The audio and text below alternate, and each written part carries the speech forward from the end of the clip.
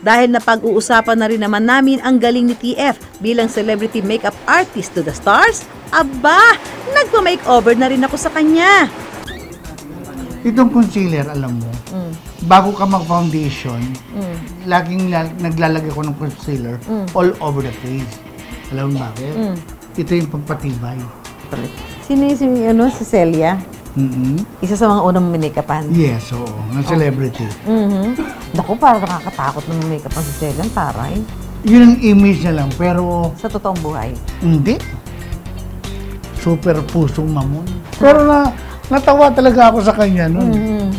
Pumarap sa salamin eh. Magaling ka nga. Sabay doon sa likod.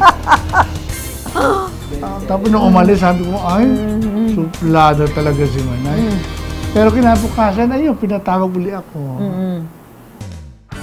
Isa pa raw sa pinakamalapit na kaibigan ni TF sa showbiz, ang megastar na si Sharon Cuneta. Hindi lang yun sa pag-makeup. Paano kayo na yung friendship niyo?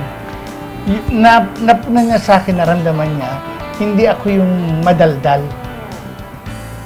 Kaya naging open siya sa akin. Hairstyle naman ni Baby Bonilla, dating nangangalahig ng basura, ang aayusin ng mga kasama ni Tita Fanny Serrano. Alam niyo ba na minsan din palang naging segment host ng unang hirit si Tita Fanny? Siyempre, tungkol sa pagpapaganda ang kanyang pabaon sa mga kapuso natin. Dahil tandaan nyo, may gaganda ka pa dito lang sa Liga ng Kaganda. Mukhang napasarap ang kwentuhan namin ni TF, ah? Kumusta naman kaya ang makeup transformation niya sa akin? Okay, ready? Okay. Sakay na. Di ba? Ang ala ko ako si Sharon. My God, di ba? No less than...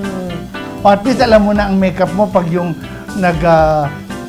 re-report ka tungkol sa bagyo, ha? Ganito pala dapat ang makeup pag nagbabagyo. Parang yung bagyo matakot at lumayo na agad.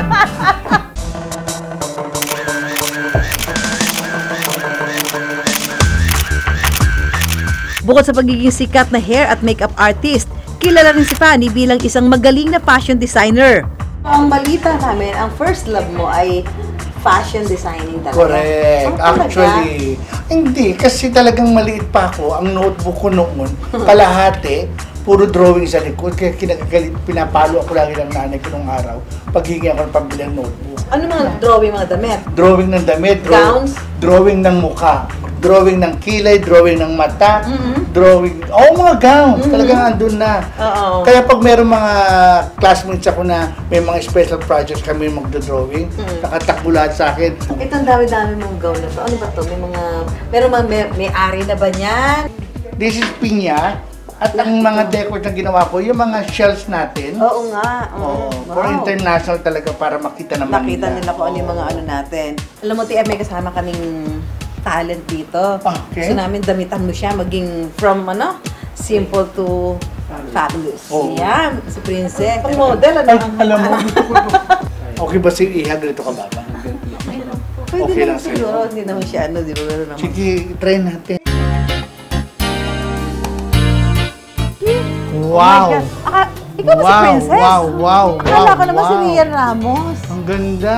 Ang ganda naman. Uy, alam mo, parang sa'yo sinukat. Ay, sinukat sa kanya yung gown. Ang ganda. Pati makeup ni Bambi. Alam mo, Princess, parang tinahi para sa'yo.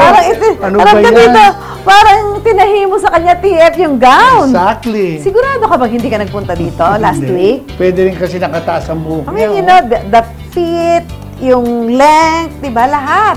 Bagay din nakataas, ano? Oo, bagay din. Kasi pag nakataas, mas kita Kita yung likod. Oo.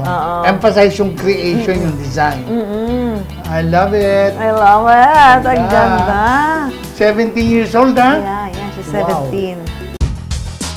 I'm very proud na hindi lang mga buhay ang mga na-makeupan ko. Nakapag-makeup na rin ako ng patay.